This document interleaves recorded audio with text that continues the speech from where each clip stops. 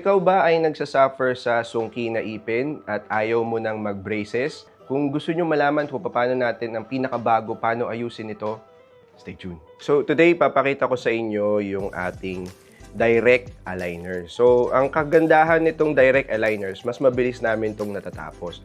Hindi katulad sa traditional na paggawa ng aligners.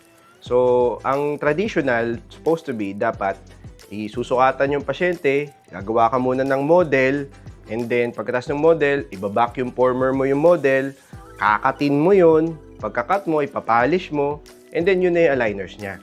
So, yung sa amin, na-iskipan lahat yung mga step na yon. So, sa amin, susukatan mo lang yung pasyente, and then, ipiprint na kagad yung kanyang aligners.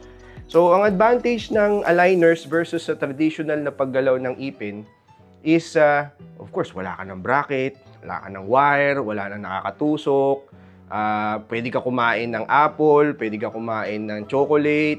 Pagkakakain ka kasi, ang gagawin mo dito is, tatanggalin mo siya pagkakain ka. And then, pag tinanggal mo, syempre, mas komportabling kumain kaysa sa meron kang bracket, may wire, may nakakatusok, tapos kakagat ka ng apple. Pag natanggal yung isang bracket, ang problema nun, hindi nagagalaw yung isang ipin. So, thank you guys for watching my videos, guys. Ako nga po pala si Doc Sly Bukad, and goodbye.